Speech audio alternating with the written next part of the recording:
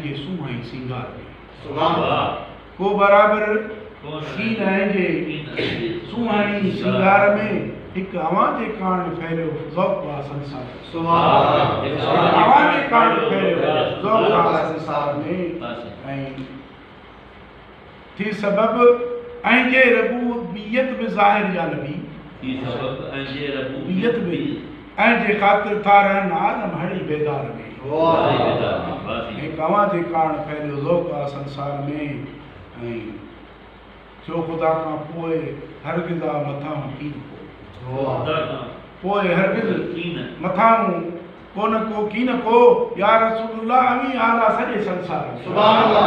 या रसूलुल्लाह अमी आला सॼे संसार में सब ख़ुदा जे नूर मां पर सब अवां जे वास्ते भई जहाँ आहिनि रदल बस इन्ही अज़कार में भई जहाँ आहिनि रदल बस इन्ही अज़कार में हा रुगो अरबन में तब्दीली न आई हुई मगर हा रुगो अरबन में तब्दीली न आई हुई मगर थियो अवां जे कारण साईं गलगलो गिरनार में अवां जे कारण साईं गलगलो गिरनार में नौकरियो जिब्रील के अल्लाह महबूबन के आन महबूबन के आन तो पसंद चाहया मां पंहिंजो पाण पंहिंजे यार में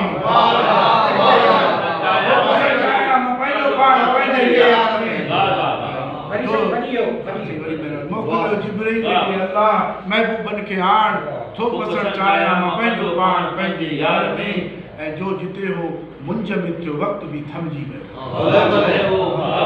वक्त भी थमजी वियो हर नबी हुरो मलक पंहिंजी विया वीचार हर नबी पूरो मलक पंहिंजी विया वीचार ऐं आसमाननि रंग भरिया अर्श भी आतो थी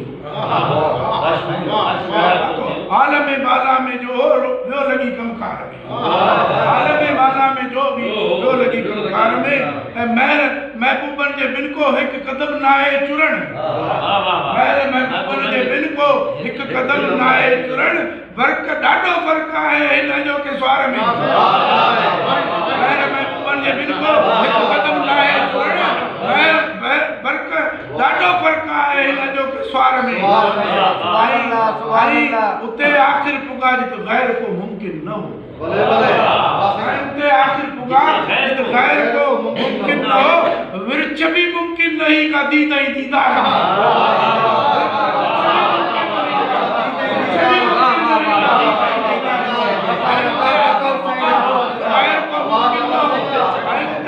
आखिर पुगा जिते गैर को मुमकिन न हो विरच भी मुमकिन नहीं का दीदा ही दीदार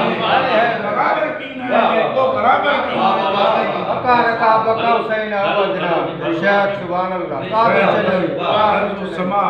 बैरो बर अर्ज़ो समा मोहताज था जे चाहे हुब मोहम्मद जी रखो शामिल किरदार में हुब मोहम्मद जी बैरो बर अर्ज़ो समा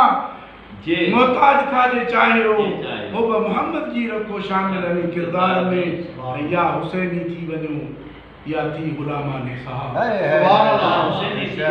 या थी गुलामाने साहब हर तरह से तू मुजद्दद रह नहीं पहुंचा को बराबर की न आए सुहाई सिंगार में एक हवा जे कारण फैलियो ज़ौक़ संसार